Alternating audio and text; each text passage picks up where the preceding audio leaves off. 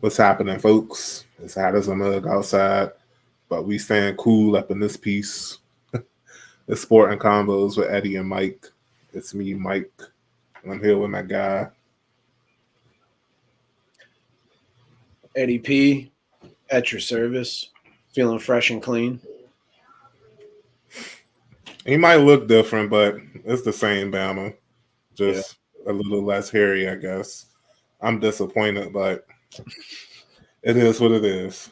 Beard gang took a hit today, but we'll bounce back strong like we always do. So Already in rebuild. We're already there. I've already got the draft picks. We're just, finalizing our board.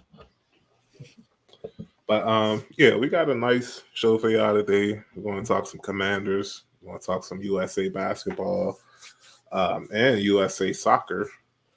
And yeah, should be a cool show.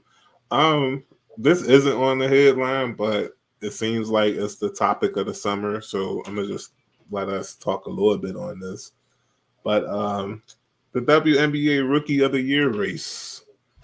It's as hot as you probably expected Mike. it to be. Careful. No, Gotta be careful what you say. It's as hot as it's as hot as we expected it to be with Angel Reese and Caitlin Clark. It can go either way. Like, I hope they do make a co-rookie of the year. Not even off some kumbaya type stuff, but mainly because it just illustrates the significance that both of them are having on the league right now as rookies. You got Reese with her double streak, and I know she gets a lot of offensive rebounds and this and that, but I mean, a rebound is a rebound. Like, you still count, right? Yeah, right. Like, cause I saw people on TikTok doing the Angel Reese challenge where they're shooting and missing on purpose to get the rebound or whatever. Like, I mean, people use Russell Westbrook of that. Like, yeah, like it is what it is. Malone used to actually kind of do that. I'm pretty sure, like some of that traveling, and then if the ball doesn't hit the rim and that kind of stuff. I swear, I'm like there used to be stories about Moses Malone just throwing the ball to himself because he wasn't as big as everybody else. I mean, he wasn't small. Don't get me wrong. Right. But he was quicker, and so he would just throw it to the other side, go catch it, and then put it back. But yeah, homegirl's working for those rebounds. I mean, I get it. Like you want to complain that her shooting percentage isn't as good and she's missing bunnies. Okay. But she's still working. Like a lot of those rebounds, she's getting after it. Like you cannot like her or this and that, but that girl's getting after it. And what is it, 14 games in a row now or something like that? That's pretty good. Something like that. I think you got Caitlin Clark, who's dominating outside the paint. Had her first triple-double this weekend. I could be petty and say that losing to the Mystics automatically disqualifies you from being the Rookie of the Year because the Fever did take that L yesterday. I pay attention.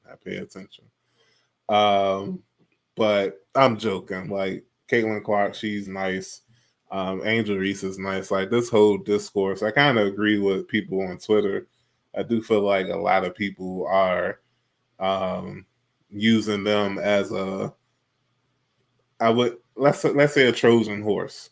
They're using them as a Trojan horse for racial attacks on both sides. Oh, yeah.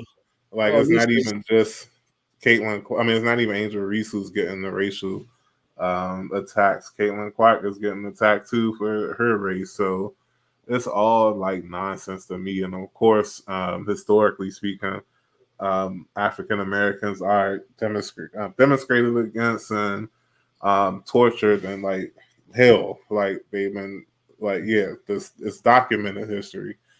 But that doesn't mean like you gotta trash Caitlin Clark because she's white. Like, come on, man. Like, use common sense. I can go biblical right here, but at the end of the day, just treat everybody the way you want to be treated, and yeah, you'll be gravy. Yeah, I mean it's obviously a media fueled thing, and it's helping the league. I mean, there's some other. I think it's Cardozo, something like that. big for I can't remember where The she played. Sky. She For the with Sky. Angel Reese. Yeah. Oh, okay, yeah, there you go. But she was part of that undefeated South Carolina team. Mm-hmm. Or I don't know if they're undefeated, but only three I losses in think like they a couple did. of years is pretty good. She's having a good season as well. And then I had remember we were talking about this one time, and there's a blonde girl, and it's not Bucher's the one that's in college. It's another.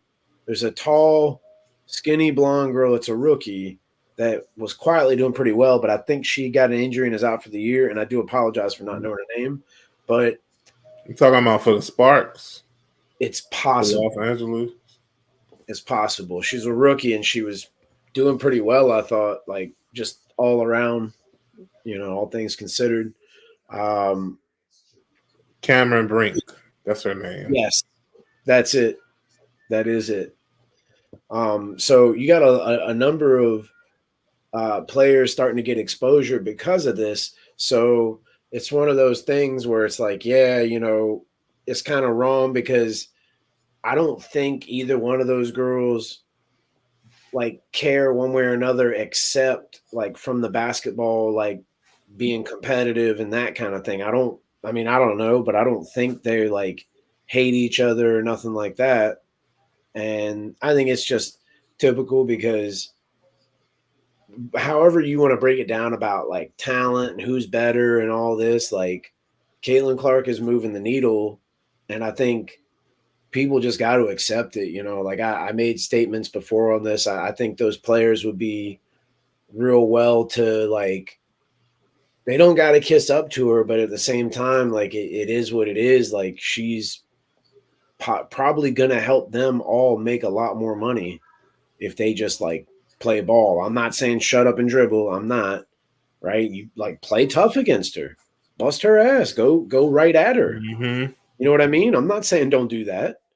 All I'm saying is like I I don't think she asked for this. Like at the same time, everybody who's trying to be a pro athlete is out there working hard, wanting to be like at the level she's at where, the endorsement deals, like moving the needle, like I said, I think everybody does strive for that.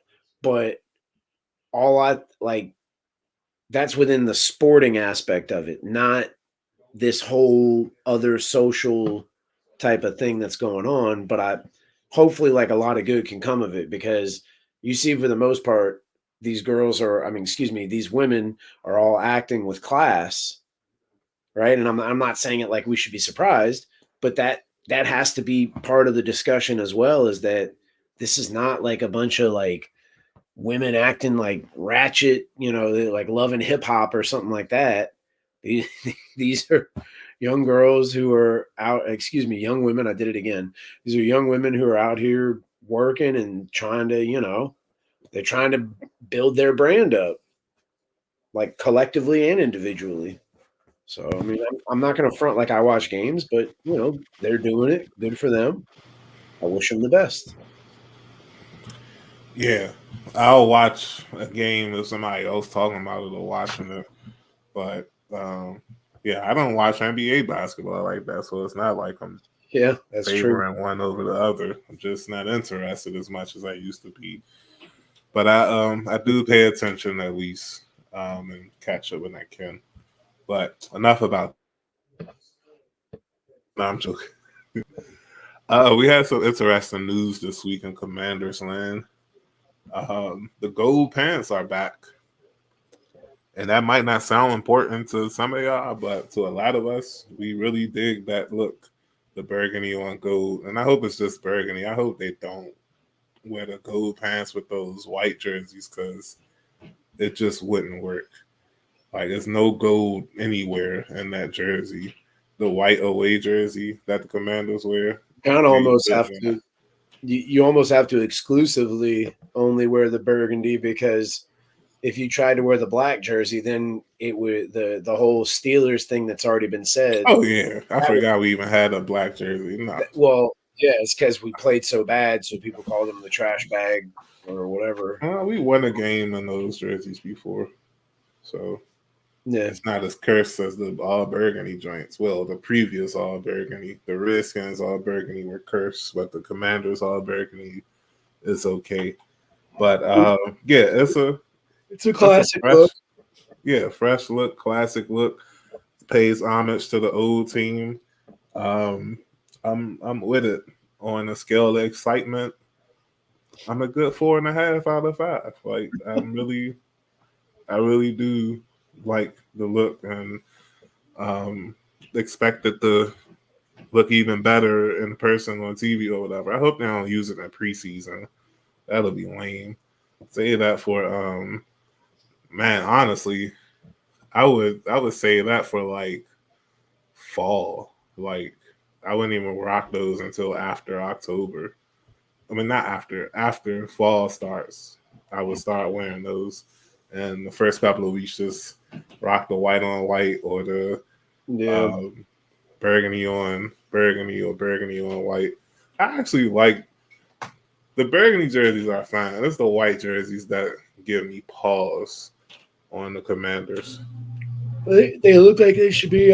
Excuse me, a long day. Being a parent's tough. They look too much like an Arizona Cardinals uniform is what it really looks like. I mean, I get it's a I got a different and everything, but it's still it has that feel yeah. to it for some reason. I got a feeling we'll have new white jerseys within the next 2 seasons. Like before the 2026 season, I think we'll have some white jerseys. But yeah, like that's like I said, Slim dunk move. it might not sound like the biggest thing in the world, but it's news to us. Yeah. And the last commander related thing for this episode, Brandon Aiyuk is tweeting his butt off again. Like it's really Wait, ridiculous. Over the I weekend, haven't or talked I think about it it was over the in a weekend, or while. maybe it was. I mean, so he tweeted out a picture of Commanders off season. I mean, mini camp practice, a still of Jay Daniels calling the play or about to hike the ball, and you would think Aiyuk was on the Commanders already with the way some people were reacting, and it wasn't even just fans; like even media people were discussing this, and I'm like, get a life, go touch some grass. Like, what are Let's, y'all? What are we doing here? What are we seriously? And I'm starting to get pissed off at IU too. Like, what are you doing, bro? Like, first of all, you keep putting Daniels out there. Like, dude, pop off his nuts. Like, we know that's your best friend, bro. Like, but you don't have to include them in your dispute with the 49ers, man. Like, save that stuff for next off season if you become a free agent. But all this, I'm not with it, bro, and I never will be with it. yeah, I think when you look at the whole mantra we've been on, even when Ron was here, is that it's a new day and we're not doing these foolish things that we used to do, and this kind of would be one of them. Maybe not quite as high on the scale of foolishness, but it's not sensible in any way. He's going to be a free agent next year. So we would have the chance to match potentially if we wanted to. But there's a lot for me, there's a lot to unpack just with what you've talked about just now. First, him sharing that picture, I'm sure that, guys who are buds in the league and maybe they don't play on the same team, but they talk and things like that. And I don't know what isn't shared from a competitive standpoint, but I would not a huge deal because it's just a still photo and it doesn't mean anything. But at the same time, the idea behind it, like, hey, Jaden, he's not on our team. That's, you know what I mean? Like, we don't share commanders stuff with non-commanders. Like that, he can be your best friend. You guys can go do podcast and go to the mall and TikToks and whatever it is. That's cool. You can't team stuff. Absolutely not. Like that's my first problem because it all we've heard about is how great of a leader Daniel is and oh he's awesome and he's doing this and great with the fans and all that. To me, that's not the greatest decision because clearly that's where Aiyuk got that picture from. As much as like media in general is heightened and so much different from even when we were kids, the access we have and all those things, that picture doesn't get out with the exception of like if you're in that organization or in that circle. So I definitely have a problem with Daniels and just his decision making, his sharing it with Aiyuk. Whether or not there was some sort of, hey, you can't tell anybody, like, I get it. He could have said, hey, you can't do this. I'm going to send it to you in a text when I send this picture, like, don't show anybody, blah, blah, blah, delete this, blah, blah, blah. But then, equally, Aiyuk shares it. So that speaks to his decision making. You understand that he's not necessarily out here like Antonio Brown or like one of these guys that's street racing or getting into trouble at say like a nightclub or a strip club or has like a history of causing problems or anything. We get that he's doing this to get a new contract. And you see the 49ers they're not responding. They're not saying anything. They pretty much get it and they have their minds made up as to how they're going to handle this, which I assume is just to, hey, you're going to play out your contract. But either way, whatever their decision is, they're not responding. Understandable because he's not doing anything wrong. I don't see a problem with it. I don't make this out as him being a bad guy, but I now am keeping that in mind for next year if we're going to allegedly go after him or potentially go after him. Because the other thing is the way this game is going, and you can see this draft we just had. As good as Aiyuk is, and he does have experience, and he has that connection with Jaden Daniels playing together. There's a whole bunch of other guys coming out that are probably going to be just as talented, maybe in some cases more talented. So why wouldn't we just try to draft one of those guys, and we wouldn't have to pay them as much? And we already know how Aiyuk might act if after a year or two he's unhappy with the contract he has with us. So I know I Right. just kind of threw a lot out there, but that's where I'm at. Nah, and I get it, bro. Like I've been like that from the start. I don't want to trade for him because I only do have to Absolutely. give up resource. Not only do I have Absolutely. to give resources for him, I'm gonna have to give him money too. Like, nah, man. Yeah. That's part of the reason. Like, all this talk is just so annoying and just ridiculous to me for real. But yeah, not Because the y'all, off but season. people. Yeah, people just want to talk about football. Oh, and I guess we ain't about this. I don't even know if you saw it, but apparently there's a clip of Hard Knocks. Well, not apparently, I saw it. There's a clip of Hard Knocks going around with Brian Dable asking Drake May and Jaden Daniels questions on the whiteboard or whatever. And people are saying that Daniels did bad at it because he didn't spit the playback word for word verbatim or whatever. And when Dable asked him what the read was for a cover one versus the play that they drew up, Daniel said, I'm going to throw a touchdown. And people didn't like that he said that. And I'm like, well, if it's a slap fade against a cover one safety, what else I'm going to do but try to throw the damn touchdown? So, like, They want him to say, I'm going to throw an interception. right. Or I'm going to throw it to the slap fade. We're the No, X's. I'm going to throw it to the O guy.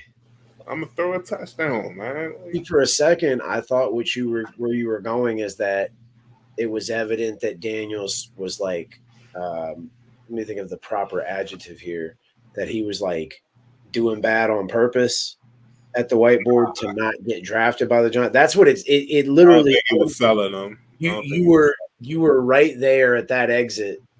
And I mean at the last second, just before like the little wall thingy came up, you moved back to the, you know, you got back on the freeway.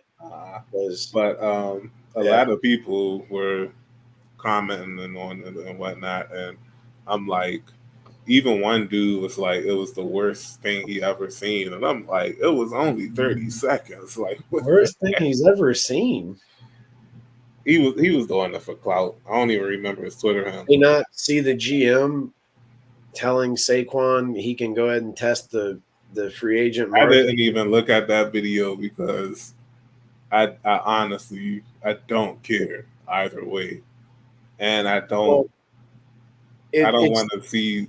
It's Like, common. what did he say? What did he say? What did Saquon say? On the phone with him, and he's basically like telling him that he thinks the best for Saquon and for the Giants is for Saquon to test the market.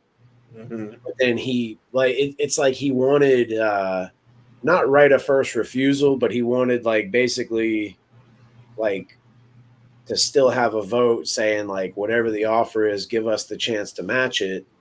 And was telling him like, oh, you know, if you do want to be a Giant for life and all that, but can you give me your word? And it's like, well, you guys are telling him you're not willing to pay him top dollar because you think that other teams wouldn't offer him that. So you're telling him, well, go find somewhere that will. But hey, can you give us your word that, you know, you'll give us a chance? And it's like that. To me, it just doesn't make any sense. It doesn't make any sense to like talk like that and to expect someone to be loyal like that. Like, you know, I don't want to hear, well, we drafted him. Yeah, you did with like the third or fourth pick or something like that. Mm-hmm. Because he was that high, and if you didn't take him, somebody else was going to. So, and I ain't even mad at Saquon for they screw that team and Eagles too. So I'm not over here feeling sorry for Saquon, but it's kind of comical that you like to try and do someone like that, but then turn around and like expect like some sort of loyalty from them. Like, oh, do yeah, you know how stupid and like dumb and not no foresight or anything? Do you know how you have to be in order to make the Eagles look like the good people in a situation and you're the villain? Yeah. Like, I ain't even mad. I think the Eagles signed him for $12.5 million and the Giants offered $12 million. Like, I ain't even, for a plethora of reasons, I'm not mad at Saquon for signing with the Eagles. I mean, he can see the direction that team is headed, and him more than anybody because he was there. You know what I mean? I mean, yeah, they went and brought in the Burns guy, and I'm not trying to trash him. You know, it's not like, you know, Washington is like some sort of like utopia of you know, free agency and, you know, player friendly accommodations and whatnot. So yeah, I mean, I don't know. I think he saw the ship was burning. Was like, hey, that ship over there isn't burning. I can swim pretty fast. I'm going to jump over there and swim to the ship that's not burning. That's ridiculous to me. But yeah, I completely understand it though. But I mean, I understand Saquon's point of view, but it is what it is. We're moving on to Cincinnati. Indeed. But I actually know we're moving on to Las Vegas. Yesterday, the United States America men's senior Olympics team, basketball team, I'm sorry, they took on Old Canada in Las Vegas and what they call those exhibition game before the Olympics, before they head out to Paris, and they got off to a slow start, bro. I don't know if you watched any of it or some of it or whatever, but when I turned it on, America was down. Oh, I'm sorry, not America. USA was down 12, and Canada, you know, they came out strong. But slowly but surely, the lead started getting smaller and smaller to the point where USA ended up being leading by like 6 points. And then at halftime, I think they were winning by 8. They ended up winning by 14, I believe. And it was a solid performance. We all got to see LeBron and stuff on the same team and a official capacity outside the All-Star game for the first time. Steph threw LeBron a oop, and the internet collectively orgasmed, I guess. Like you should have saw it, bro. They Oh tweeted my god! LeBron, Alley-oop, Steph to LeBron. Oh. LeBron talking about some. Y'all wanted to see this or something, and I'm like, and then they keep talking about they from Akron. Both of them are from Ohio or something. They even use PG counties. It's something in the water or something like that. And I'm like, all right, we get it. Y'all like each other. Y'all not, even though y'all played each other in the finals a lot, y'all not enemies. We get it. Like, we get it.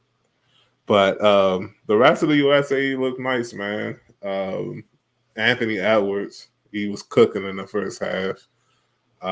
He said something very cocky too. He was like, he's the number one option on the USA basketball team. Yeah, I saw that. And that they got to play around him. And I'm like, hey, with a team with Steph, KD, LeBron, who else on that team? It's a lot of people. Bam Adebayo, AD, Embiid.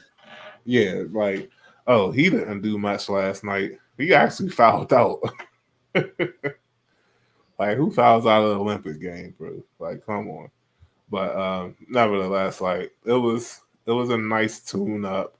I'm not too concerned about them not starting out fast. It's the first time they played together. I think Canada's roster might be a little more, what's the word, cohesive, I guess, because they don't change rosters as much because the talent pool just isn't as deep as USA's.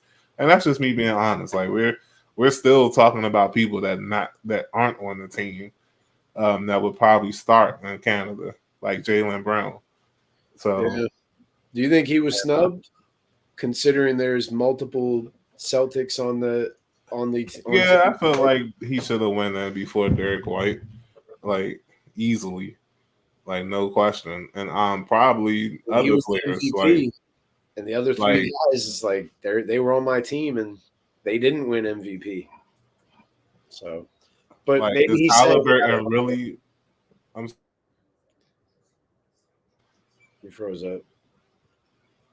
No, I'm not frozen him. No, now you were. Oh, I thought you were saying something. No. No, all I was going to say is maybe he had, said that he's not interested. Maybe that was part of it. But I had also heard that like Heat Brown, I don't want to I hate those terms like alpha and whatever, but that he would have been like a bigger option, and they didn't want another guy like that. They wanted Derek White, who's more of a role player type. They said they wanted a guy who would do that, get the rebounds, pass the ball, play defense. Yeah, I get it. And I'm not, like, I honestly don't care one way or another. I'm just being real. Like, him not being on the team is not going to stop us from winning the gold. No, that's the ultimate. Like, that's all I care about. This is the one team where I can confidently say we're championship, like it's championship or bust. I don't want the silver medal. I don't want to just get there. I need the gold for America's basketball. Yep. Like anytime we don't win the gold, it's national. I mean, it's international news. And I just feel like with this team, we should easily win the gold. And absolutely. I'd be shocked if we don't. Like I really would. And somebody was like, Canada is one of our toughest opponents. Canada's pretty nice. And I guess we can talk about. Well, I'll go through the roster real quick.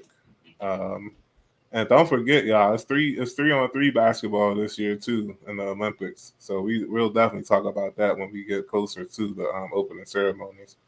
But in alphabetical order from last name, got Bam Adebayo, Devin Booker, Stephen Curry, I'm sorry, Anthony Davis, KD, AE, Embiid, Tyrese Halliburton, Drew Holiday, LeBron, Tatum, and previously mentioned Derek White, who replaced Kawhi Leonard on the team. So yeah, like if Kawhi was like the actually stay on the team, that would have really been OP. Yeah. But I dig the team. I don't know if any other country is competing with that. Even in the winner take all format, I just don't think any country is competing with that. And I just want to make sure I get the right groups for the Olympics. I think we're in the same group as Saudi Arabia. It was crazy that they uh, shoot. Okay, no, I got it. So yeah, they're in Group C. It's USA, Puerto Rico, South Sudan. I'm sorry, not Saudi Arabia. South Sudan and Serbia. I think Serbia and that. I think Serbia would be the toughest team in that group. I'm not too sure with the South Sudan. I know the African countries are starting to become better at basketball, but I don't know if they're competing with teams like Serbia and America yet. I think easily the toughest group is Group A. You got Greece, led by the Greek Freak, Canada, Spain, and Australia. Like, don't sleep on Australia, man. Like, that's a tough team. Always been historically tough in basketball. And Group B is the weakest group, easily the weakest group. Got France, Germany, Japan, and Brazil. I feel like Germany and France are going to dominate that group. Um, Japan being there, bro, is hilarious to me. But um, and I think they're the only Asian country in the Olympics this time too. Yeah, Serbia that's not in Asia, is it? Serbia. No, Yeah, I thought that was pretty Europe. sure that's in Europe. Yeah, but I've been talking a lot about this. What are you feeling about America and the Olympics and basketball? I mean, it's exciting. You got essentially like our biggest stars are there. I mean, you can only send so many, and especially at certain positions. But when you got a LeBron, you got Steph, and then you even got a couple of guys from the Celtics playing. Um, did you say Kyrie's on the team too? Right? No, I don't know why I thought he was. Absolutely not. Got you. Any which way, with you got a couple of guys who just finished playing an NBA final and they're there. A lot of those other guys were in the playoffs at some capacity, or not. So yeah, the fact that all those guys are willing to get out there. I think Halliburton was dealing with injury, but he seems to be okay. And I mean, I understand he might not play as many minutes, or they might not ask him to go as hard. Pause. But any which way, I don't see anybody standing in our way. Uh, the fact that we started off slow, that could be just a testament to the fact that like long seasons, some of these guys were probably in off season mode to a degree. Not saying they let themselves go, but like it's a long season, like vacation with the family, kick back, recharge the battery some. And so there's a certain kind of like getting the rust off. And then the fact that these guys don't all play together, they play in the same league. But a lot of times, as you mentioned, some of these other countries, whether it's they only have a certain pool of guys to pick from, whatever sort of things you want to throw out there, it ends up being a lot of the same guys that do play together, and they kind of can move, like unspoken understanding of who's going where and who's zigging and zagging and cutting back door, blah blah blah. So I think Team USA starts to kind of gel a little bit. I think it's going to be insane because you've got any one of those guys can get hot.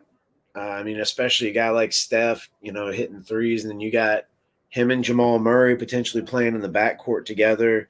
That's pretty scary. Devin Booker can put up a lot of points.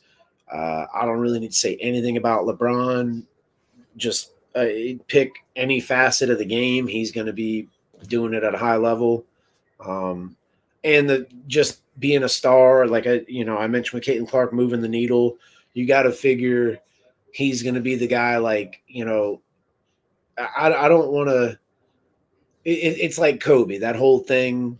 I know you've seen it by now. Those videos of where like Chris Bosh or Dwayne Wade or LeBron, those years when they played on Team USA with Kobe, and how like they all had set out like, yeah, we're going to be the first one to breakfast or the first one to do this and that, trying to really establish themselves as elite and doing the things that elite players do, as well as being a leader or leaders. And they're like, yeah, we show up to breakfast and Kobe's all iced up. And it's like, he's like, yeah, I've already done my workout. And he's like, from then on, they all sort of, started following suit. And so now you got to figure LeBron's going to be the guy doing things like that. He might not do it the same way as Kobe, but you got to figure he'll use his influence, even with all these other guys on the team who are, certainly creme de la creme. But you got to figure if he's out there doing it, they're going to do it too, as far as, giving it your all, whether it's setting a pick, making a cut to the basket, knowing that the cut is a distraction or a decoy, doing all those little things. So I think it's just a matter of time. But it is exciting to see something where, like, think of like the World Cup or like, right now Euro Cup and Copa America are pretty much wrapping up. Those are two awesome soccer tournaments. But, USA doesn't really hang with the rest of the world in soccer. Unfortunately, the rest of the world has caught up to us in basketball, and we still haven't made any strides to catch up to the rest of the world in soccer, which sucks. But that makes it exciting. You know what I mean? Like, don't get me wrong, I still think USA should dominate and should win the gold, but this isn't going to be like '92, where Yeah. where like MJ and Magic and all those guys showed up, and it was 40-point bloodbaths every game. Everybody on the team only played like 5 or 10 minutes because, after a couple of dunks, like, all right, I'm good. Bring in Leitner or whoever else. You know what I mean? So Nah, and I thought you was about to do a smooth transition when you started talking about soccer, but we're going to stay talking about the USA Olympics team, sorta, not officially, but just say national team. yeah, national team. I don't know why I said Olympic. I'm tripping. I mean, in a way, it is all in the same realm. You're representing your country. It's just not the Olympic tournament. Nevertheless, the USA men's senior national soccer team, they fired their head coach after the disappointing Copa America group stage exit. I'm not saying we would have won the whole thing, but definitely shouldn't have been out as early as we went out. And Greg Berhalter, he is out of there. I know a lot of y'all probably didn't even know his name. Hell, I didn't. Yeah. But I listened to a couple of the shows, and everybody felt like this was going to happen. It had to happen. And I also heard that a couple of the replacements that they would have picked have already went and got hired by other organizations or even countries.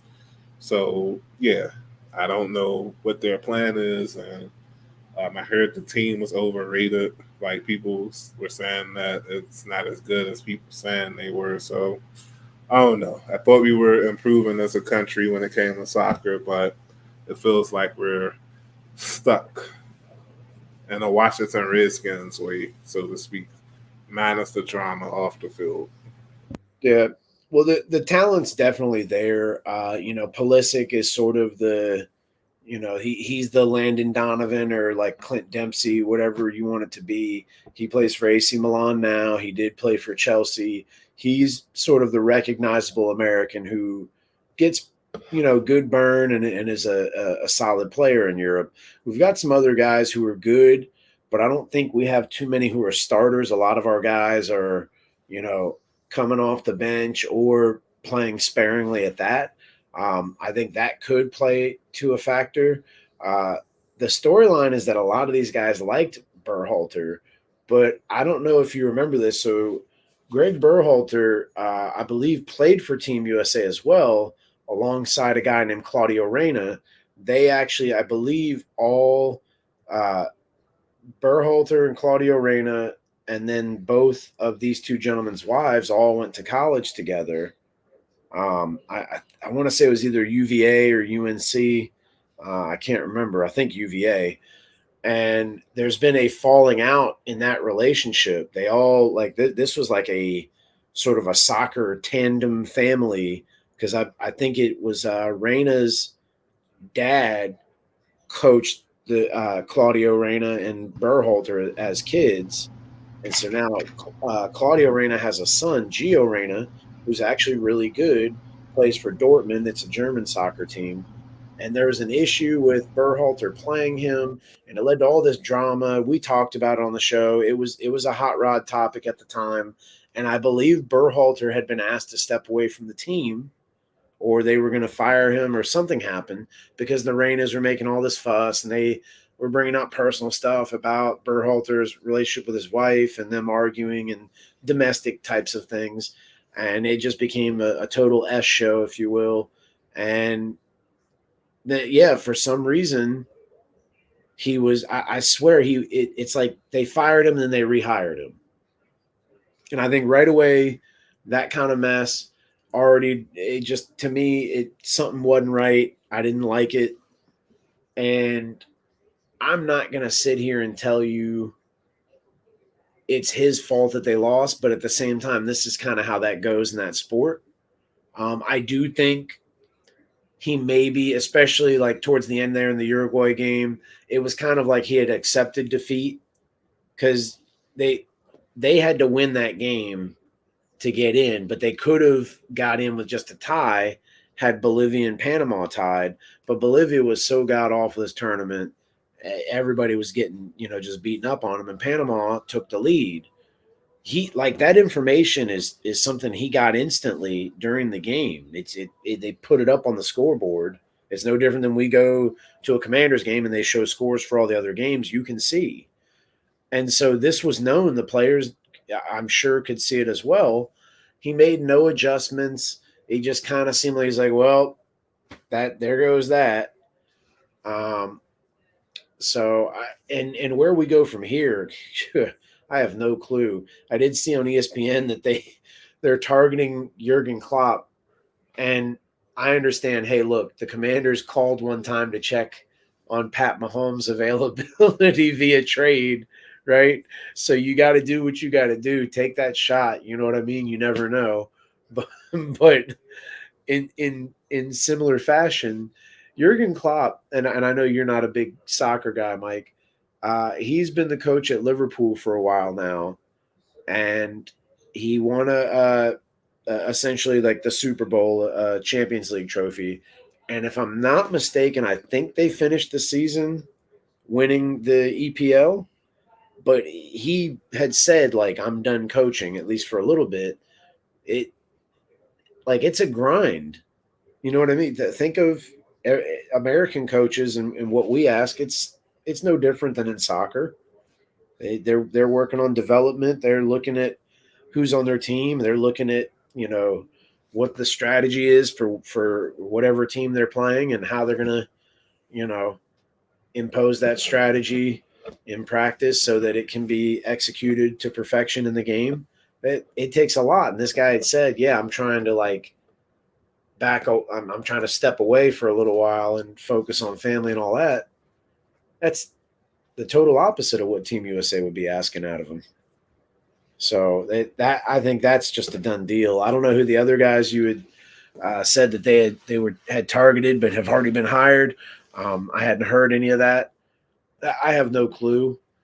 I think whoever it is, you have to give him a chance. Jurgen Klinsmann came here and people might not have liked it, but I think he was slowly having us headed in the right direction. And I think people just got to understand there's no way that we're just going to get a new coach and everything is just going to take care of itself. But what I will also say is like we got good players. We don't have a ton, but we've got some really good players. And I don't doubt they're out there trying hard. When I watch the games, I see effort. I don't think it's for lack of effort.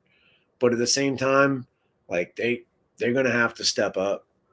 That's just the nature of the business. That's not like me hating on them or like a personal attack.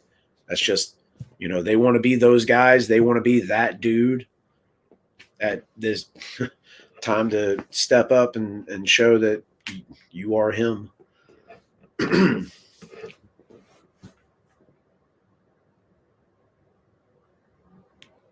You're on mute. Oh, I thought I came off. My bad.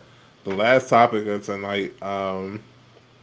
We have another GM hire in DC. The Capitals. They done a little shuffling in the front office. The former GM, he's not going far. Brian McClellan. He's staying in Washington as the president of the Capitals. So he's not going far, but they have promoted Chris Patrick to the general manager. And yeah, that's all I know. That's all I know. I'm not going to, as I straighten up my Caps hat, shout out to my wife and my kids. Awesome Father's Day gift. So I just wanted to talk about this because I'm always like down for the family tree, the coaching tree, whatever else. So Chris Patrick, this is very why did I forget his name right now? What's Miami Heat's coach's name? Spoelstra. This is a very Spoelstra-like situation, except Spoelstra came from a family of like executives and coaches and whatever's, right? So this guy started off in charge of scouting and I think maybe even at one point like not equipment management, but he had some. I was looking at it. He had a bunch of different titles for us and kept climbing the ladder. He was real big on working with the Hershey Bears, who have won 2 Calder Cups and have a variety of other. Did they win the last one? They did. Yeah, they did this season. But in recent time, they've won 2, as well as some other trophies and accolades, which he gets some credit for. He is the son of Dick Patrick, who is an executive and I think minority owner of the Caps even. But Chris actually was drafted by the Caps in '94 as a player. And he and his dad, I think it's maybe the 5th time a father and son. Let me look this up here. I just had it up. Let's see here. I don't have the amount of times that a father and son have won it together, but 6th and 7th members. Oh no, wait, that's of the family. So yeah, the whether it's as an executive or front office or as a player, the Patrick family has 7 names on the Stanley Cup. So that's pretty crazy. You got the grandfather Lester, great uncle Frank, grandfather Muzz, great uncle Lynn, first cousin once removed Craig, and father Richard. I would imagine some of the older guys I mentioned were players. I did mention, Chris was drafted. He just didn't win the cup as a player. But, very cool with all the family tree stuff going on there. And then the fact that this is like a promotion within, I do like that too. When, if you're in a situation and it's like, everybody kind of moves up. So like you mentioned, McClellan will stay on as I believe he was already an executive of some sort. He already had the position, but I think what they did is they just took the GM part away and gave that to this Patrick guy. And I didn't look this up, but I don't think they've had too many GMs because McClellan was the GM before Patrick, and before McClellan, it was the guy McPhee, who's the GM for the Vegas Knights, and McPhee was our GM for at least a decade or two, I believe. So, yeah, one of those things where I guess, like, you know, being a Steelers coach, there's only been like 3 or 4 of them. You know what I mean? So, No, very cool. Hopefully, you know, this hire will be part of a front that recharges the batteries and gets us back to, you know, success of just a few short years ago. nah. Hopefully, Yeah, and I feel absolutely. like all 4 of the DC franchises, for the first time in my life at least, they are operating like they should be in their respective leagues. From the Commanders and the Wizards, who really needed to get rid of all the nonsense that they had in their front office, rather you talking Snyder with the Commanders or um, that bum Ernie Grunfeld with the Wizards. The fact that we had to spend majority of our sports lives with those two running our respective organizations is ridiculous. So I do appreciate what Michael Winger, not Brian Dawkins. I forgot Will Hawkins. No, is it? I forgot the Wizards general Dawkins? manager name. I think you're right. His name really is Brian Dawkins. I don't think it's Brian Dawkins. Oh, It's like Will Dawkins or something like yeah, that. it's Will Dawkins. Brian Yeah, Dawkins was the safety for the Eagles. yeah, The that's what I'm Broncos. like. Of course, Peters with the Commanders. You got Chris Patrick with the Caps now, and the GOAT general manager that we have remaining, my man R to the Izzo, Mike Rizzo. Um, yeah, like we're in good hands, bro. Like the future in DC sports is finally bright enough to at least throw Sure, in for some sure. dollar sunglasses. Hopefully, maybe we can get some Ray Bans at some point. But for now, it's been real with y'all. We about to bounce. Hope y'all have a good weekend. But as for Eddie and myself, I think both of us got to work. Um, so that kind of sucks. But we getting bucks. So it is what it is. I'll let y'all down this next week. Good night and good morning.